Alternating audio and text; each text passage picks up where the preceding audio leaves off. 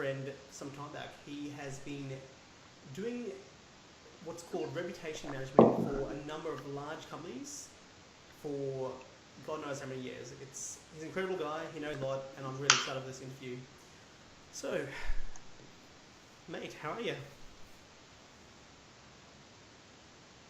Jerome, you there? Yeah, I'm here. It's cutting up a little bit. It's all good. Yeah, I'm here. Halfway awake. Halfway awake. What time is it there? Don't ask me because it's not that early, but I'm still not awake. Cool. Mate, could you tell us a little bit more about yourself and what you do exactly? So what I do? That's a strange question. I'm French. Lived in the US for 20 years, and now back in France.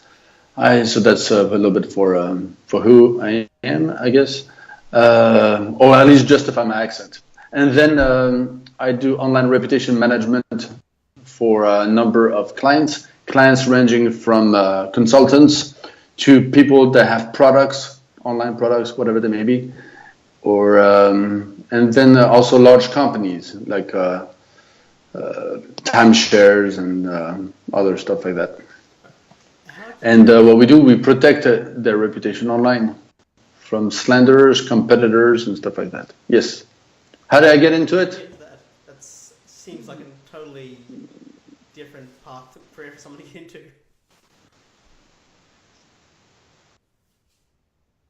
I was working with local clients, so you would be the local plumber, local roofer, local dentist, local whatever, and we were working hard on getting as much stuff on page 1 of Google for the keywords, and eventually we noticed that when we improved their online reputation by ranking, I don't know, websites like Yelp or any website that allows you to put stars on it. So depending which country they differ, but the big ones like Yelp and Google and whatnot, TripAdvisor, stuff like that. When we ranked it and then we put good reviews on them, we noticed that not only they were receiving more phone calls, but also they were converting better.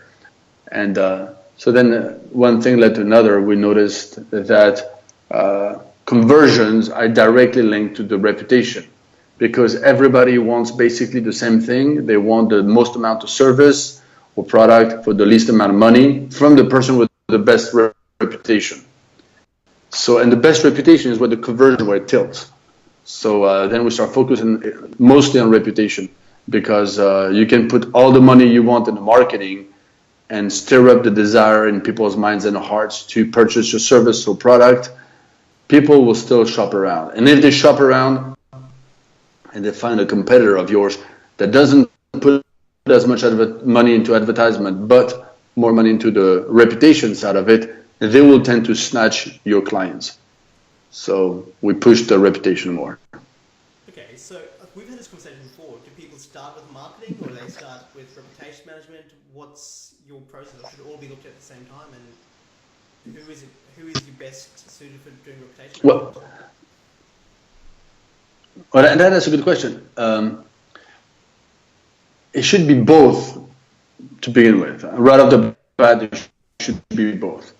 And really, if somebody is launching a product or launching a service or launching a business, they should invest into reputation first by protecting the asset online as much as possible, so that when they do launch it and they cause a market disruption by providing a service that snatch clients or customers from their competitors, takes a piece of the pie from the other guys, and the other guys decide to play ugly, which happens more and more and more, and they decide to maybe slander, to basically get their clients back, then you are protected. So that's what I would recommend doing, is always put reputation first as much as possible to protect yourself. Because if you do have a measure of success, you will get some sort of attack from a competitor, from an ex-employee, or simply from clients and customers that are not fully satisfied, or you will always have. There's no way to please everybody at all times. So now people are more vocal when they're dissatisfied. So when we know that a negative, go ahead. When you say people will attack you online, what does it actually mean? Do you mean like brand name scam.com or just like Google reviews or Yelp reviews or stuff? There's so much stuff. So it goes from the I would say the nice attack, so to speak, which is a fair one, Yeah. which would be somebody is not happy, just post a negative review. That's okay. No, they're not happy, they post a negative review. But then it goes to much more elaborate stuff. You have some people that post 10 negative reviews. So they open different Gmail accounts or different whatever accounts, Yelp accounts, and they post negative reviews on purpose. That happens more and more. So then it's not just one negative review now, it's like several. So that becomes complicated. Then you get rip-off reports, filing a rip-off report, or pissed customer, or any of these platforms. And then you get the next level, which is the guy that actually creates one of these reports, and then start putting some SEO on it, backlinks on it, and the bookmarks and all this stuff to actually get the stuff to rank and stick up there. And then you have the next level, which is the guy that's actually entirely ticked off or entirely malicious, and will create an entire website based around your company and to slander it. You have people that reserve xyz.com, xyzscam.com or xyzreviews.com, and start bashing you online right and left. So you get people that get really, really, really nasty. And what's I don't say interesting, but what's interesting is that it's fairly cheap to destroy somebody's reputation. However, it's extremely expensive to fix it. And what happens is you get people that go into a level of maliciousness that is absolutely incredible, where they will reserve all those Web 2.0 domains, like WordPress and the Blogspot and Blogger and Medium and all those free platforms where you can register a name in it, and they will register all kinds of name around your company and start bashing you right and left on it, and you have no access to it, no way to protect yourself, no way to challenge it, no way to do anything about it. You're just stuck with it, and that happens more and more. And so that's the big danger. And really, as soon as you start having a measure of success, as soon as you start disrupting your marketplace or your environment with your competitors and stuff, most likely you'll get one guy that will get rubbed the wrong way and start doing it. So to be successful in any way, you should preemptively assume someone's going to get ticked off or a competitor's going to try to do something malicious. Oh, absolutely. I find it fascinating. Entrepreneurs are brilliant people, but strange people, in a way that they're going to invest fortunes in the right location, in the right equipment, in the right design and painting and whatnot, so that the stuff looks awesome. The furniture in the waiting room would be right on. It would be color matched with the. They will spend a fortune in equipment, a fortune in their school, a fortune in all kinds of stuff, in marketing, in advertisement, in a spot on TV, a spot on the. It's amazing, fortunes. However, they won't think of spending a dime in protecting their online reputation, which is the strongest assets. Knowing that depending on the studies, but between 70 to 80% of people that see a negative review online make a U-turn and look for somebody else.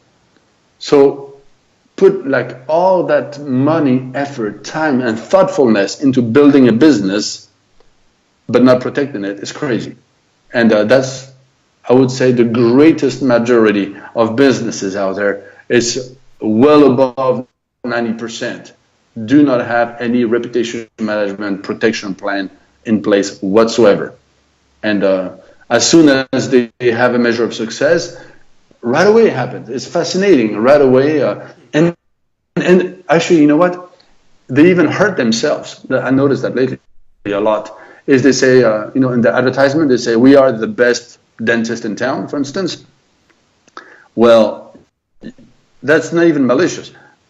You're going to have a patient that shows up and you're going to clean up their teeth and you're going to hurt their whatever, hurt them a little bit. And then the front desk lady will have attitude that day for whatever reason. And then you're going to have something that happens. I mean, whatever that may be, really, the most insignificant thing. And you're going to have one person that sees that advertisement, the patient sees that advertisement where you claim to be the best, they will make a specific effort to make sure that you cannot claim to be the best. So you go, I am the best plumber in town, the best dentist, whatever. And then you didn't service that individual the best way for whatever reason. That's their perception. You could have done the best on your side, but their perception is not the best. They will make sure that other people, they will feel like almost it's a necessity, like their responsibility to warn other citizens in their neighborhood or city, whatever, that you are not the best. So you see that actually claiming to be the best can become dangerous because it will trigger that desire to put you down or take away that crown that you put on yourself. It happens more and more, I've noticed lately. You're paying then to advertise your shit, your crap, to be honest. Use both words. You then, because someone's gone and advertised and they've made a comment on your Facebook ad, you're then paying to push out their negative reviews, and there's nothing you can do to back yourself up because you don't have that reputation in place where you can say, well, go look at all this. Correct, and it's funny because there are studies that were showing that 70-some% of people believe, it's not even do not believe that, turned off. I can't remember how it was worded, but basically turned off when they read an advertisement or a claim, a self-proclaimed statement such as "we are the best" or whatever. Yeah. The best in town for whatever. 70% of people just get suspicious about it and turn off. So I always say, what you need to do is build up your positive reputation and leverage that positive reputation and say, we have 500 people that claim that we are the best. We were voted the best. That has a little bit more of a better angle because right away, it's not you claiming you are the best, but others. So even the wording has an impact, even though at the end it basically says the same thing. But it's not you tooting your own horn, it's others supporting that statement. But as soon as you say, we are the best, boom, you get attacked. Yeah, rated the best by over 500 professionals. Yeah. You can't argue with that. It's like, well, you didn't. Well, yeah, we did. It's not something that's opinion-based. Yeah, Brack. It's called Brack. And it is very dentistry. All this is all psychological. Psychological, yeah. So, if you're starting out, what do you actually do? So starting out. Well, the first thing you need to the simple stuff to do is get your domain name, for your own name, .com, .org, .info, like some of these.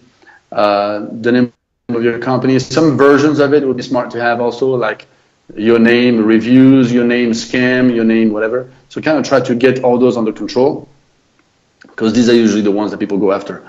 They then reserve all kinds of, you cannot do all because, there's just too many, but reserve as many of the social profiles. So LinkedIn, Facebook, Twitter, as long as Twitter exists. And, all those different ones that most likely rank. Try to claim all those so that, you have that asset under control. Maybe YouTube channels and stuff with that name. I mean, really, you need to all the stuff that you most likely see ranking on first pages of Google, try to claim all that stuff. And then the claiming is one thing, but then you need to, bring it to life and keep it alive. So start posting content on it and stuff like that. And that's actually very simple.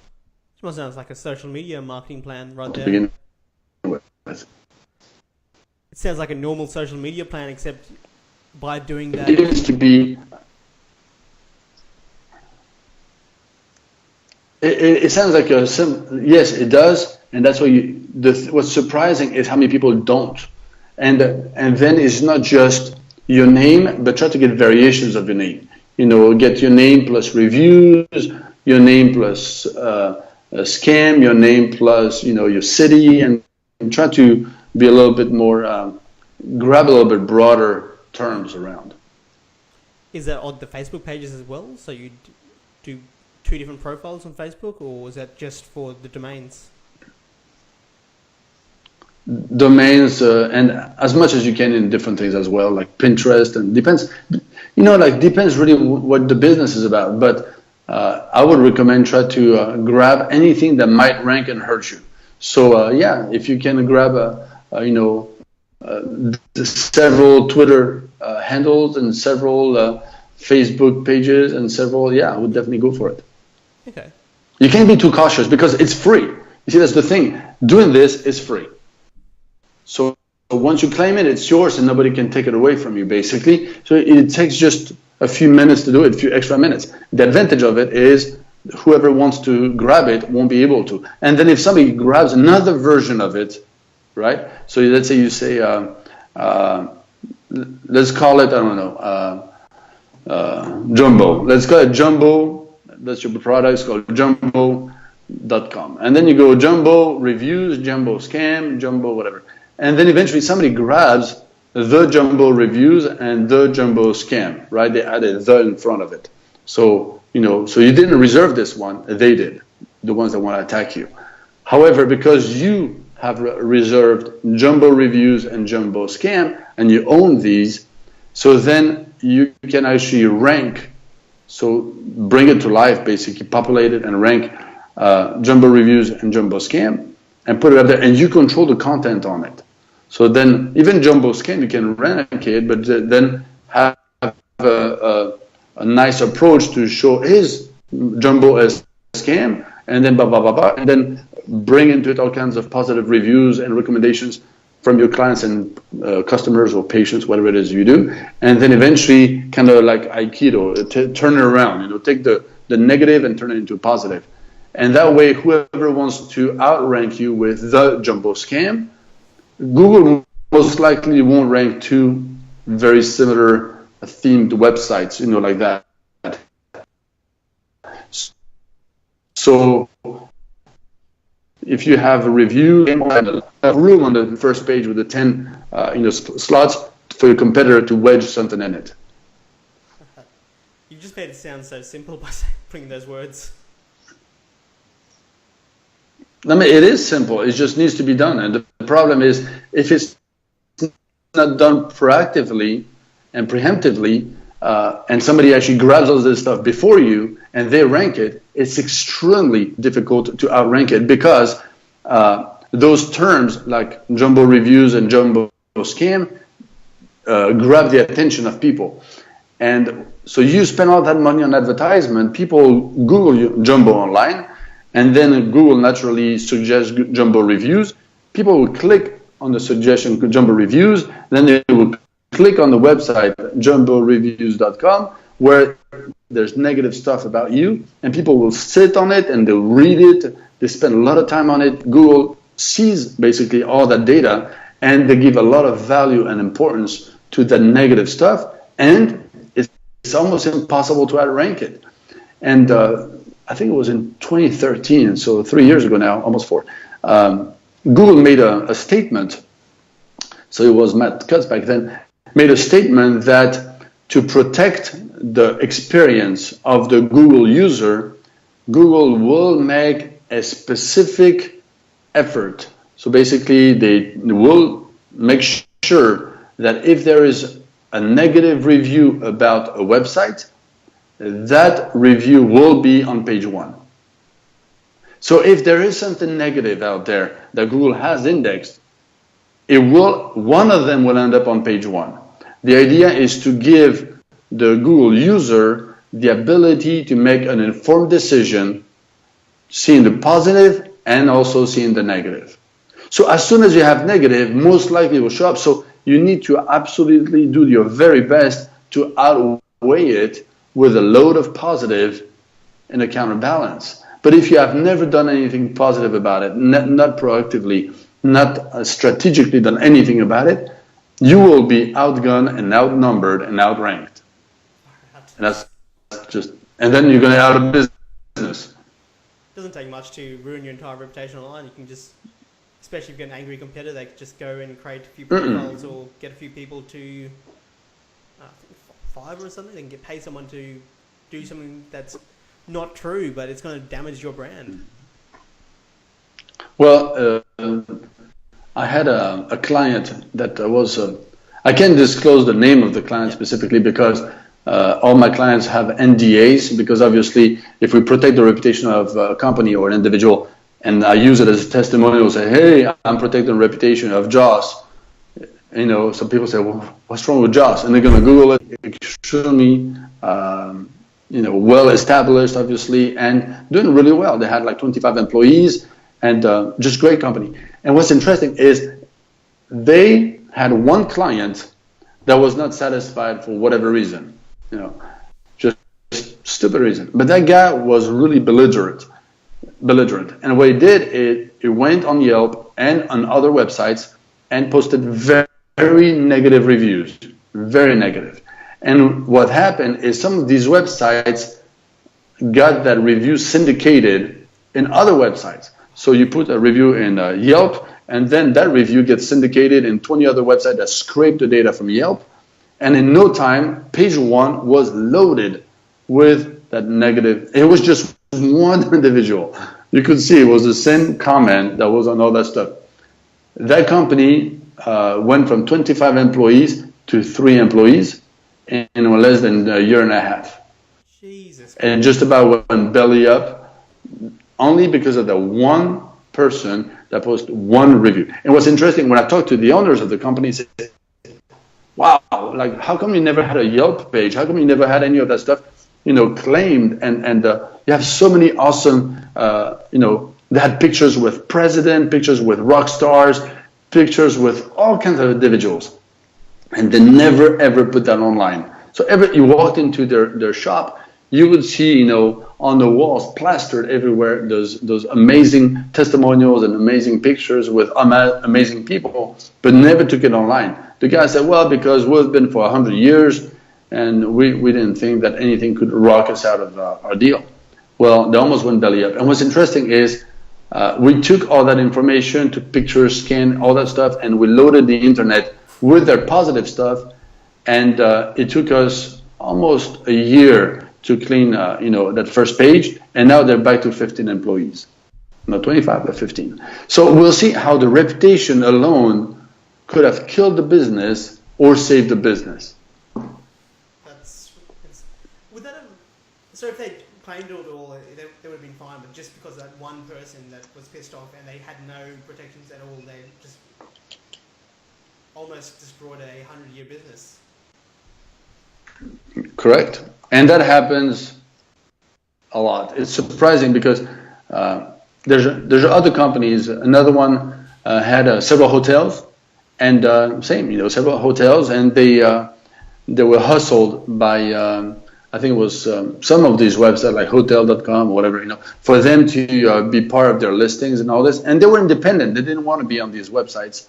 So they just, once again, decided to forget about it. They didn't have anything super proactive. They had some of their pages, like business local with Google and Yelp and TripAdvisor, whatnot, but they never put any effort into it.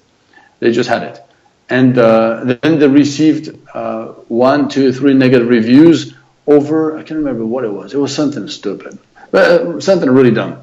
And that alone caused their reservation on the website to drop dramatically. The website, their hotel dramatically dropped, and they had to close one of the hotels. I think they had 3, if I recall correctly, and one of them had to close all the way. They had to sell it off to be able to sustain the 2 others, just to be able to make it. And it was like landmarks in the city. and it was just because a few reviews got negative. And from what we saw is on certain websites, when you put a review, you can click to say whether the review was useful or not, and then the negative review goes up or positive review goes up. And we found out that one of the competitors were basically getting people to click on that, so thumbs up, the negative review, so that it became the most useful review, and it was sitting there on top. And when people would land on the pages to reserve or to look at the reviews for the hotel, all they saw was that negative on top. And basically people said, well, they reserved the hotel next door.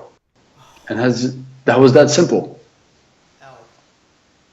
I mean, would you want to stay in a hotel with your family, or you're trying to have a romantic time or family time, whatnot, in the city, and you land on a page and you say, oh, that'd be a great location. And then you look, and what you see is negative. And you see that, it sits up there, and the majority of people find it useful, that comment. So you say, wow, crap, I'm not going to spend money there, put my family in the hotel with whatever it is negative being said. Whether it's true or not, it's just a perception. It's all about perception. Puts those seeds of doubt in your mind. Yeah, absolutely. Maybe they're not the best. Maybe this other doesn't. You know what? It's actually different. It's not even seeds of doubt. It actually gives you seeds of conviction. You're convinced. You don't doubt. You're convinced that's not a good choice. It's different. Wow. You see, the seeds of doubt would be, I don't stay there, yes, no, you still consider it. Here, you have no doubt. You do not want to stay there. You do not want to have your family in there. You do not want to spend money with these people. You do not want to get your teeth cleaned there. You don't have any doubt. You do not want to. That's why it's even trickier, because it's not putting seeds of doubt. It actually validates your fear, because people go to places today, they're convinced that it's not that good. If you go to a restaurant, if you go to a hotel, if you go somewhere, you're not wondering, I wonder how good that is. People will go in there with the expectation that it's probably not as good as it is, because we've been hammered with marketing, we've been disappointed and deceived all our lives with all kinds of experiences. So we have that ongoing doubt in our minds. So the doubt is already in there. So there's no more seeds of doubt. It's already in there. Now it's just confirmation and validated. That's not the right place. I need to find another one. And then we need to see a positive review, a number of positive, for us to get away from the doubt and validate that we want to be there. So it's all about want to be there, do not want to be there. No doubt. People don't want to doubt. Ultimate anti-conversion. Actually, nobody wants to doubt, ever. The ultimate anti-conversion tactic. Reputation is the number one conversion factor. Authority and reputation. Authority speaks to the brain. Reputation speaks to the heart. So if somebody is perceived as an authority, your brain naturally tends to kind of validate. So that's why you have a police. Your brain validates that's authority, and you can listen. Whether you like it or not, whether you trust them or not, it don't matter. You cannot go like, okay, that's authority. So that's the authority. And then you have the next level, which is reputation. And the reputation, that's where you validate with your heart. When you have authority and reputation together, is I don't want to say 100% conversion, but just about. Where can people go to learn more about what you do and potentially ask you for? Is there anything that they can learn more, or something they can download, or something they can find out about you? Yeah, I guess they can go to the website heavyshifreputation.com or find me, with my last name and the way you slaughtered it anyway. Find me find me on LinkedIn. But yeah, mostly my website or LinkedIn. Awesome. That's where I quote unquote hang. And if you would recommend one book to people, what book would you recommend? One book? One book. Is that what you said? That's what I said. One book. What would you recommend? I didn't hear you. One book. I would recommend reading the Bible. There you go. Best book on earth. And that's there's a lot of information about the reputation in it, actually. That's very interesting, actually. Never actually considered it that way. Yeah, Ecclesiastes 7:1 talks about making a good name. if I recall correctly.